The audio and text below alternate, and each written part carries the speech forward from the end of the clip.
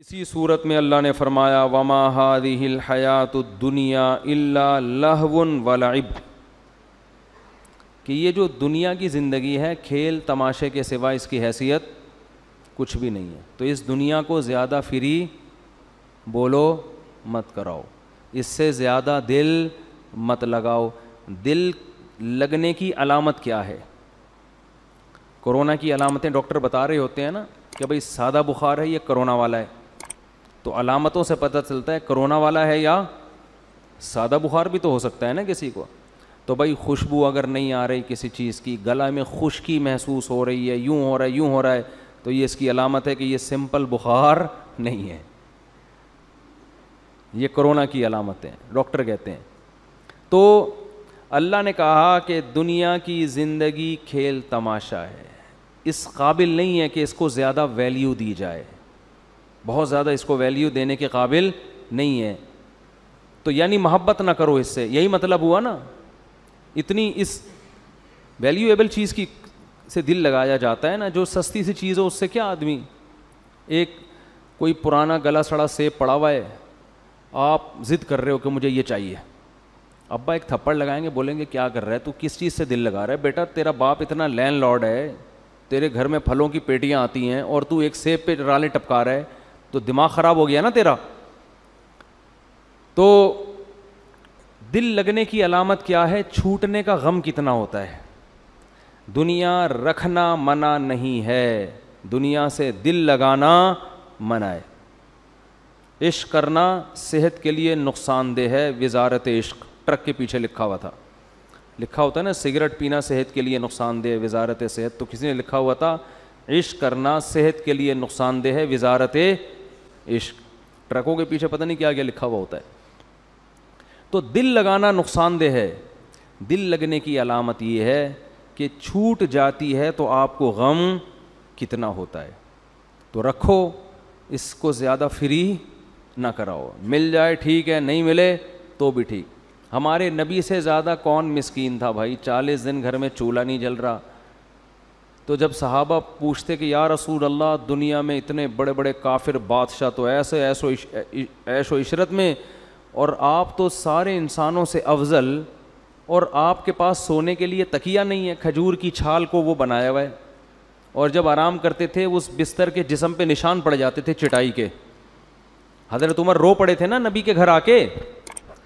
بھائی حضرت عمر ایک دفعہ نبی صلی اللہ علیہ وسلم کے گھر، کیا حجرہ تھا وہ، گھر بھی نہیں تھا، ایک کمرہ ہی تھا بس، اس میں آئے تو جب دیکھا نا کہ آپ صلی اللہ علیہ وسلم کے پاس کیا کیا ہے، تو دیکھا کہ ایک پیالہ لٹکا ہوا ہے، ایک کھجور کی چھال کا تکیہ بنا ہوا ہے، اور ایک چٹائی ہے.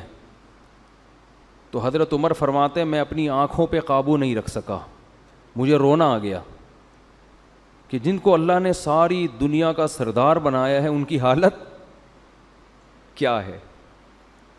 امی عائشہ فرماتی ہیں کہ گھر میں 40 دن چولہا جلنے کی نوبت نہیں آتی تھی، کیونکہ چولہے کے لیے کچھ پکانے کے لیے کچھ ہو گیا تو جلے گا نا، تو بس کھجوروں پہ ہی گزارا چل رہا تھا، پانی کھجور پانی کھجور.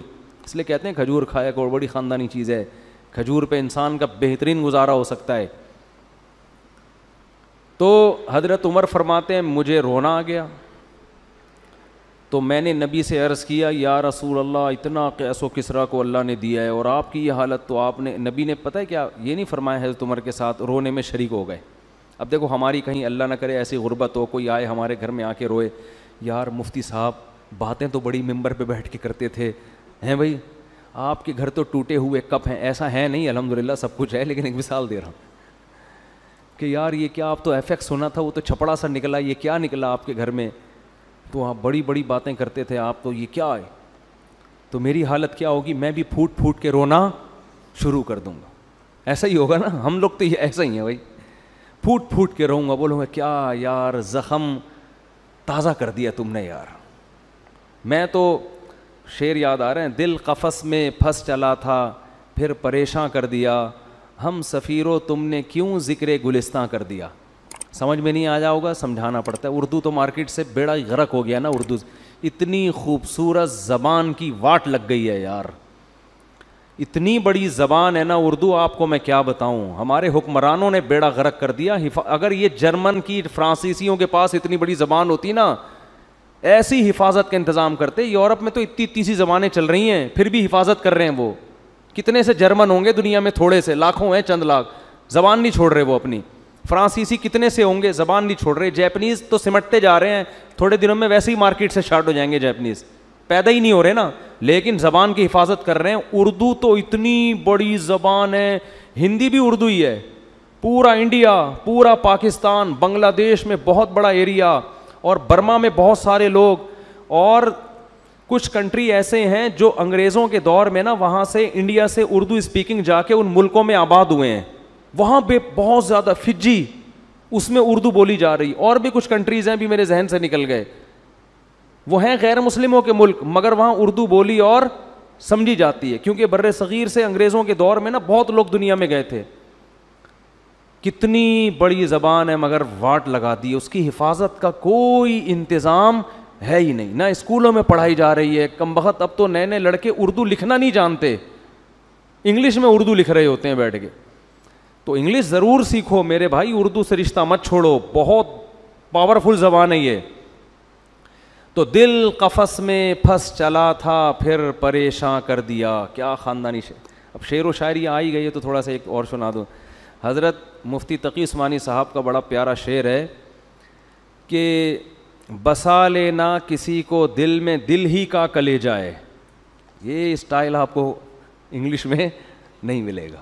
اللہ کی محبت میں یہ شعر کہا انہوں نے کہ اللہ کو دل میں بسا لینا، یہ کلیجہ اللہ نے دل ہی کو دیا ہے، ورنہ اتنی بڑی ذات کو دل میں بسا لینا یہ انسان کے بس میں نہیں ہے. یہ دل کو ہم کہتے ہیں نا بھائی کلیجہ ہے، جگر ہے تو لڑ ورنہ نہیں.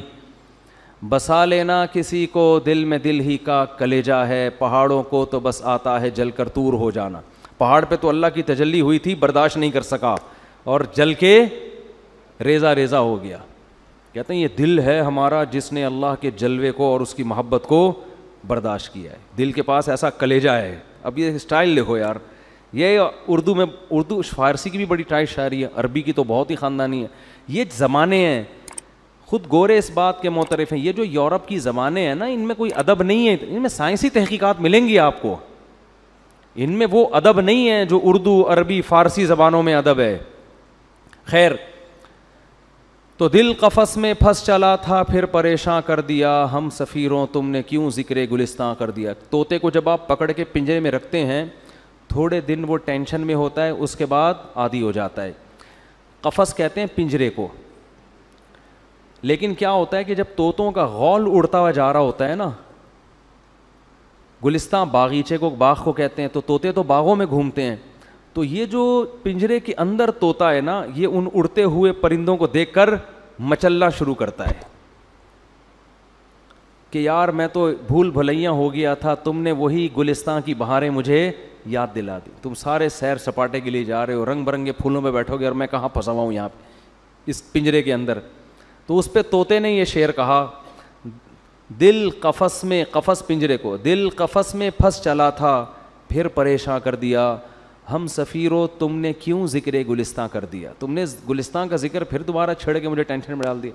تو میں عرض کر رہا تھا کہ اگر ہم میں سے کوئی غریب ہو، گزارا نہیں ہو رہا، یہ نہیں ہے، اور دوسرا آ کے کوئی غربت کو کہ بٹن کو تھوڑا سا چھیڑ دے، تو ہم یہی شعر پڑھیں گے، یار ہم تو اس غربت میں ایگری ہو گئے تھے، تھوڑا صبر آ گیا تھا، تم نے پھر غربت کا ذکر کر دیا، تو پھوٹ پھوٹ کے رونا شروع کر دیں. بس یار کیا کریں، سفید پوش آدمی ہوں، مانگتے ہوئے بھی شرم آتی ہے، بس گزارا کریں گے. مقصد یہ ہوتا ہے کہ پیسے نکال. مقصد کیا ہوتا ہے؟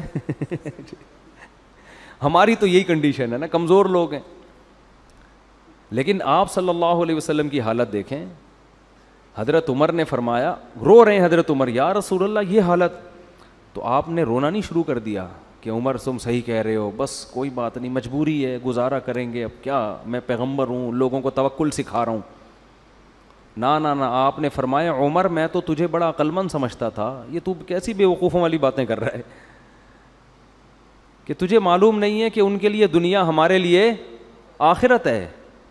تو ہمیں تو یہ بھی مل جائے غنیمت ہے. ہمیں تو لاکھوں کروڑوں سال کی زندگی آنے والی ہے, اس میں عیش و عشرت ہے. پھر آپ نے کیا فرمایا کہ میری مثال کراکب استظل تحت الشجرہ, ہماری مثال تو اس مسافر کی ہے جو درخت کے نیچے سستانے کے لیے لیٹ گیا ہو. تھوڑی دیر آرام کرتا ہے, کچھ مل گیا ٹھیک ہے, نہیں تو آگے موو کرنا ہے اس نے. تو ہم تو عالم برزخ میں جائیں گے, پھر وہاں سے حشر ہے, پھر وہاں سے جنت ہے. درمیان میں تھوڑے دن کے لیے 50-60 سال تو تھوڑے دن ہی ہے نا. اس کے لیے ہم یہ تھوڑا سا ایک اسٹیشن پہ اترے ہوئے ہیں پڑاؤ ڈالنے کے لیے. مل گیا ٹھیک ہے, نہیں ملا تو بھی ٹھیک, تو اس میں ٹینشن کی کیا بات ہے. اور حضرت عمر اس وقت تو پھر بھی کچھ پیسے ہوتے تھے, جب خلیفہ بنے ہیں تو یہی کنڈیشن کس کی ہو گئی, حضرت عمر کی. کپڑوں پہ پیوند لگے ہوئے ہیں, کھانے میں قحط پڑا ہوا ہے گھر کے اندر, اور 22 لاکھ مربع میل پہ حکومت کر رہے ہیں. اتنی بڑے حاکم کے لوگ تھر تھر کانپتے تھے ان کے نام سے, اور فاقہ کا یہ عالم تھا آپ کا. تو پیسہ پھر بھی اللہ نے اجازت دی. حضرت عثمان کے پاس بہت پیسہ تھا, حضرت ابو بکر بہت مالدار تھے خلافت سے پہلے, خلیفہ بننے کے بعد وہ بھی غریب ہو گئے تھے. تو پیسہ رکھنے پر پابندی نہیں ہے, پیسے سے دل لگانے پر بولو سخت پابندی ہے اللہ کی طرف سے. دل نہیں لگاؤ, ملے ٹھیک ہے, نہیں ملے تو بھی ٹھیک ہے, جانے دو.